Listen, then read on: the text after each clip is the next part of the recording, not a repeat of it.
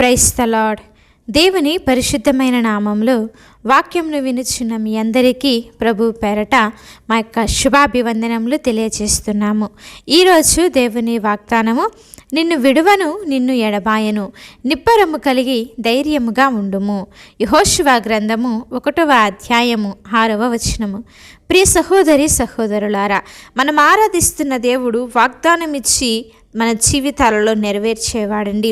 మనం ఇహలోకంలో ఎన్నో భయాలతో, ఎన్నో బాధలతో, ఎన్నో శ్రమలు, ఇరుకులు, ఇబ్బందులలో, మన యొక్క అనారోగ్య పరిస్థితుల్లో, కుటుంబంలో జరుగుతున్నటువంటి అల్లకల్లోలాలు, మరి ఏమి జరుగుతుందో తెలియనటువంటి పరిస్థితుల్లో, వ్యక్తిగత ఇబ్బందుల్లో బ్రతుకుతున్నావా? నువ్వు ఈరోజు ఎలాంటి స్థితిలో ఉన్నా సరే, ఈరోజు నువ్వు ఎలాంటి పరిస్థితిని నీ జీవితంలో, నీ కుటుంబంలో, నీ యొక్క బిడ్డల జీవితాలలో ఎదుర్కొంటున్నావో, అయితే ఆయన మాట్లాడుతూ అంటున్నాడు కదా, నేను నిన్ను విడువను, ఎడబాయనని ఆయన సెలవిస్తున్నాడు.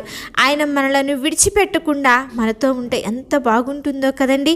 మాట తప్పుటకు ఆయన నరుడు మాత్రము కాదు. ఒకవేళ ఆయన గనక మనల్ని విడిచిపెట్టేస్తే మనం ఈ పాటికి ఏమి అయిపోయే వాళ్ళము, మనం ఇలాగ ఉండేవాళ్ళము కూడా కాదు. మనం ఇంకా సజీవంగా ఉన్నాము, బ్రతికి ఉన్నామంటే అది దేవుని యొక్క కృప. ఆయన మనలను విడిచిపెట్టలేదు కాబట్టి, ఆయన మన యొక్క చేతిని విడవలేదు కాబట్టి, మనం వెళ్ళు ప్రతి చోట మనం ఆశీర్వదించబడుతున్నాం. మన ప్రయాణంలో మనకి కాపుదల ఉంటుంది. మరి ఇంటి నుంచి బయటికి వెళ్ళిన వాళ్ళము మరలా తిరిగి క్షేమంగా ఇంటికి చేరుకోగలుగుతున్నామంటే ఆయన కృప మనకి తోడుగా ఉంది. ఆయన మనలను విడవక నడిపించుచున్నాడు. మరి యెహోషువతో దేవుడు మాట్లాడుతూ అంటున్నాడు, నేను మోషేకు తోడై ఉండినట్లు నేను నీకు కూడా తోడై ఉంటాను.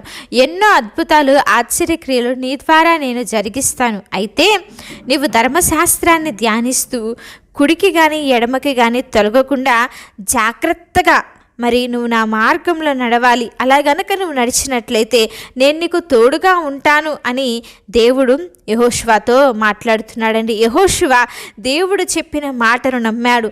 ఆయన మార్గంలో నడిచాడు కాబట్టి, ఆయన మార్గంలో జీవించాడు కాబట్టి దేవుడు అతనికి తోడై ఉండి యోర్దానును మరి ఆరిన నేలగా చేశాడు.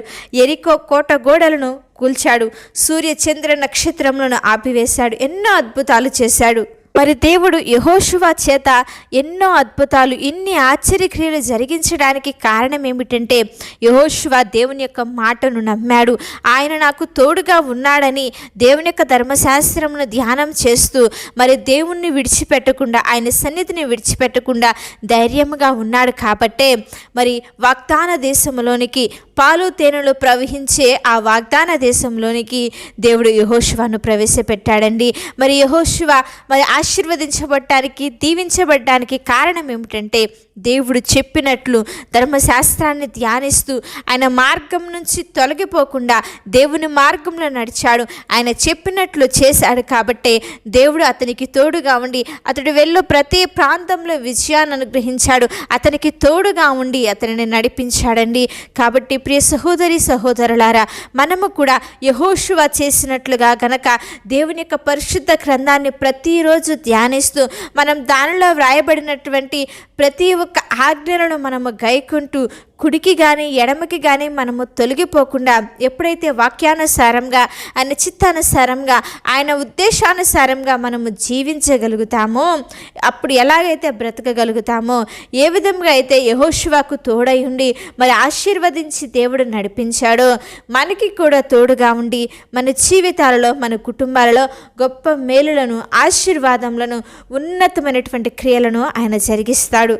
కాబట్టి మనం ఏమి చేయాలంటే దేవుని ఆజ్ఞల ప్రకారంగా జీవించే వారంగా ఉండాలి. ఆయన ఆజ్ఞల ప్రకారంగా జీవిస్తే ఆయన మనలను విడిచిపెట్టడండి. ఆయన మనకు తోడుగా ఉంటే మన జీవితంలో భయం ఉండదు కదండి. భయం అనేది ఉండదు. బాధ, దిగులు, ఇబ్బంది, శ్రమ అనేది ఏది ఉండదు. ఆయన మనకి తోడుగా గనక ఉంటే, ఆయన మనకి నీడగా ఉండి నడిపిస్తే ఏ దిగులు కూడా మన దగ్గరికి చేరదండి. అందుకే దావీదు అంటున్నాడు, గడాంధకారపు లోయలలో నేను సంచరించిన నేను దేనికి కూడా భయపడను. ఎందుకని దావీదు భయపడనని చెప్తున్నాడంటే దావీదుకు తెలుసు తను ఆరాధిస్తున్న దేవుడు తోడుగా ఉన్నాడని. ఈరోజు మనం ఆరాధిస్తున్న దేవుడు కూడా మనకి తోడుగా ఉండి మనల్ని నడిపించేవాడు. మనం ఎలాంటి పరిస్థితుల్లో ఉన్నా, ఎలాంటి ఇబ్బందుల్లో ఉన్నా మన చేయి విడవక మనల్ని నడిపిస్తున్నాడు. కాబట్టి దేవుని యందు విశ్వాసం ఉంచుదాము, దేవుని యందు ధైర్యము కలిగి ఉందాం, దేవుని యందు నమ్మిక కలిగి ఆయన ఆజ్ఞలను అనుసరించుచు మరి పరిశుద్ధ గ్రంథాన్ని ప్రతిరోజు ధ్యానం చేస్తూ ఆయనకి ప్రార్థన చేస్తూ మరి ఆయనతో ఒక ప్రత్యేకమైనటువంటి సహవాసాన్ని, సంబంధాన్ని కలిగి, నిబ్బరము కలిగి, ఎలాంటి పరిస్థితులు, ఎలాంటి స్థితిగతులు ఎదురైనా దేవుడు నన్ను వీటన్నిటిలో నుంచి తప్పిస్తాడు అన్నటువంటి విశ్వాసము కలిగి, ధైర్యము కలిగి ప్రభు సన్నిధిలో దేవుడిచ్చే దీవెనల కొరకు, ఆశీర్వాదాల కొరకు కనిపెట్టే వారంగా ఉందాము. చిన్న ప్రార్థన చేసుకుందాం. మమ్మల్ని మిక్కిలిగా ప్రేమించిన మా ప్రియ పరలోకపు తండ్రి, శ్రేష్టమైన ఘనమైన ఉన్నతమైన నామమును బట్టి మీకు స్తోత్రములు చెల్లిస్తున్నాము. దేవా, నిన్ను విడువను, ఎడబాయను, ధైర్యముగా ఉండమని మీ యొక్క లేఖనాల ద్వారా మాతో మాట్లాడుతున్నారు. అవును తండ్రి, మేము మా జీవితాల్లో ఎదురవుతున్నటువంటి ప్రతి ఒక్క పరిస్థితిని బట్టి భయము కలిగి ఏ సహాయము లేక ధైర్యాన్ని కోల్పోయినటువంటి పరిస్థితుల్లో మేము ఉంటున్నాము. దేవా, మీ యొక్క వాక్యము చేత మమ్మల్ని బలపరిచినందుకు, మీ వాక్యము చేత మమ్మల్ని ధైర్యపరిచినందుకు నీకు స్తోత్రములు. ఎంతమంది బిడ్డలు వాక్యంను వింటున్నారు వారందరి పట్ల గొప్ప కృపను మీరు దయచేయండి, ధైర్యంను మీరు అనుగ్రహించండి, నిబ్బరాన్ని కలిగించండి, విడువక తోడయుండి ప్రతి ఒక్క బిడ్డ జీవితంలో ఆశీర్వాదంలో మీరు జరిగించండి. ఎదుర్కొంటున్న ప్రతి ఒక్క సమస్య, ఇరుకులు, ఇబ్బందులు అన్నిటిలో నుంచి కూడా యేసు నామములో విడుదల దయచేసి తండ్రి మీ సన్నిధిలో గొప్ప సాక్షులుగా మీరు నిలవబెట్టుకొని ఆశీర్వదించమని యేసుక్రీస్తు వారి నామములో అడిగి వేడుకొని ప్రార్థిస్తున్నాము తండ్రి. ఆమేన్. అలాగే మీ యొక్క ప్రార్థన అవసరతలు మాకు తెలియజేసిన యెడల మేమందరం కూడా మీ గురించి ప్రార్థన చేస్తాము. దేవుని యొక్క కృప మీకు తోడై ఉండి నడిపించునుగాక.